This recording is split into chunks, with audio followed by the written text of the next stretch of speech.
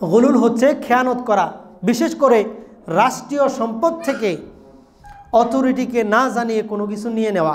তিরমিজির হাদিসের মধ্যে আসছে যে বদর যুদ্ধের যে গনিমত লাভ করেছিলেন এখান থেকে কিছু কিছু জিনিস চুরি হয়ে গিয়েছিল। তো যারা মুনাফিক টাইপের লোকজন আছে তারা বলতেছে হয়তো মুহাম্মদ সাল্লাল্লাহু আলাইহি ওয়াসাল্লাম একটু বাড়তি নিয়ে গেছেন। নাউযুবিল্লাহি মিন যালিক। আল্লাহ সুবহানাহু ওয়া তাআলা আয়াত নাজিল করে জানিয়ে দিলেন যে এটা মুহাম্মদ সাল্লাল্লাহু আলাইহি ওয়াসাল্লামের জন্য শুভনীয় নয় যে তিনি গনিমতের মাল থেকে অল্প কিছু নিয়ে নেবেন। তিনিও যদি নিতেন তারপরেও সবার প্রকাশ্যে বন্টন করে তিনি নিতেন, তিনিও হিসাবের বাইরে নিতেন না। মুহাম্মদ সাল্লাল্লাহু আলাইহি ওয়াসাল্লাম নিজেও হিসাবের বাইরে নিতেন না। কেউ যদি নেয় এটার ব্যাপারে কঠোর হুঁশিয়ারি উচ্চারণ করা হয়েছে। আপনি দেখেন রাষ্ট্রীয় সম্পদ এটা আমাদের কাছে আমানত। আজকে আমরা দেখেছি কিভাবে এই 53 বছর ধরে আমাদের 1971 সাল থেকে শুরু করে এই পর্যন্ত কিভাবে লুটে পুটে বাংলাদেশকে খেয়েছে। যে যেভাবে পেরেছে সেভাবেই তারা লুটপাট করেছে বাংলাদেশকে। তারা যদি জানতো যে কোরআনুল কারীমের মধ্যে এবং হাদিসের মধ্যে কি ভয়ঙ্কর কথা বলা হয়েছে এই ব্যাপারে। খয়বর যুদ্ধ থেকে ফেরার পথে মিজআম রাসূল সাল্লাল্লাহু আলাইহি ওয়াসাল্লামের গোলাম, সে দাঁড়ালো, তার বাহনে উঠবে এমন অবস্থায় একটা তীর এসে তাকে মেরে ফেললো, বিদ্ধ করলো, মারা গেল। সাহাবায়ে কেরাম তো বলতেছে কতই না উত্তম শহীদ, এই ব্যক্তি তো জান্নাতে চলে যাবে। আল্লাহ রাসূল সাল্লাল্লাহু আলাইহি ওয়াসাল্লাম বলেন যে থামো, জান্নাতে যাবে না। কেন যাবে না? ও গনিমতের মাল থেকে একটা চাদর চুরি করেছে। আপনি চিন্তা করে দেখেন 4234 নম্বর হাদিস বুখারীর। ও গনিমতের মাল থেকে একটা চাদর চুরি করেছে, এই কারণে সে জান্নাতে যাবে না, সে জাহান্নামে যাবে। দৌড়ে একটা লোক আসলো, একটা লোক এসে বলল যে ইয়া রাসূলুল্লাহ সাল্লাল্লাহু আলাইহি ওয়াসাল্লাম, 2টা জুতার ফিতা আমি নিয়ে গিয়েছিলাম, আপনাকে বলি নাই। জুতার ফিতার কি মূল্য আছে আমাদের কাছে? কত দাম হতে পারে জুতার ফিতার? আল্লাহ রাসূল সাল্লাল্লাহু আলাইহি ওয়াসাল্লাম বললেন শিরাকুন আও শিরাকানে মিনান নার। জুতার একটা ফিতা, জুতার 2টা ফিতা কেউ যদি নেয় সে জাহান্নামে যাবে।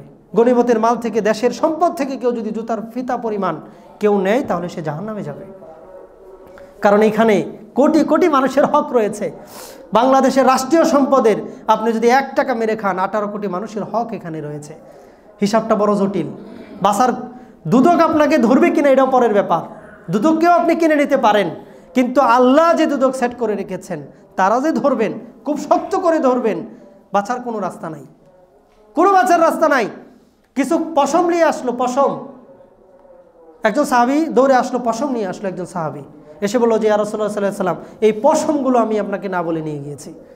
বলছে না না, এখন বিচার শেষ, এখন এই বন্টন করা শেষ হয়ে গেছে, এখন আমি কাকে দিব এটা, কাকে দিব আমি এটা? তুমি এটা কি করলা? তুমি এই হিসাব তোমার সাথে আল্লাহর হবে, আমি এটার দায়িত্ব নিব না, আমি এটার দায়িত্ব নিব না। আজকে যে হাদিয়া নেই, আমাদের রাষ্ট্রীয় চোরেরা যে হাদিয়া নেই, আল্লাহর নবী সাল্লাল্লাহু আলাইহি ওয়াসাল্লাম বললেন, আল্লাহ নবী সাল্লাল্লাহু আলাইহি ওয়াসাল্লাম একজন ব্যক্তিকে পাঠালেন যাকাতের সম্পদ কালেকশনের জন্য। ওই ব্যক্তিটা আসলো, আসার পরে বলতেছে ইয়া রাসূলুল্লাহ সাল্লাল্লাহু আলাইহি ওয়াসাল্লাম, এই যে দেখতেছেন এগুলো হচ্ছে যাকাতের মাল, যাকাতের এগুলো, আর এই যে এইটা আমাকে হাদিয়া দিয়েছে। আল্লাহ রাসূল সাল্লাল্লাহু আলাইহি ওয়াসাল্লাম বলেন যে থামো, তুমি যদি তোমার মা বাবার ঘরে থাকতে তোমাকে কেউ হাদিয়া দিত? রাষ্ট্র যদি তোমাকে দায়িত্ব না দিত তাহলে কি তোমাকে কেউ হাদিয়া দিত? তুমি বিচারপতি না হইলে কেউ হাদিয়া দিত? তুমি ডিসিএসপি না হলে তোমাকে কেউ হাদিয়া দিত? রাষ্ট্র তোমাকে পদ দিয়েছে, এই কারণে তোমাকে হাদিয়া দিয়েছে। তুমি থামো, এগুলো ফেরত দাও, এগুলো তোমার না। এগুলোকে গুলুল বলেছেন আল্লাহ নবী সাল্লাল্লাহু আলাইহি ওয়াসাল্লাম। আজকে আমাদের চোরেরা কত জায়গা থেকে চুরি করে, তাদের কোনো ভয় নাই। তারা মনে করে যে কোনো রকমভাবে যদি কানাডা পর্যন্ত যেতে পারে, আমেরিকা পর্যন্ত যেতে পারে, ভারত পর্যন্ত যেতে পারে, মালয়েশিয়া যেতে পারে, সিঙ্গাপুর যেতে পারে, তারা বেঁচে যাবে। কখনো নয়, কোনো মুসলমানদের এরকম চিন্তা করাই উচিত নয়।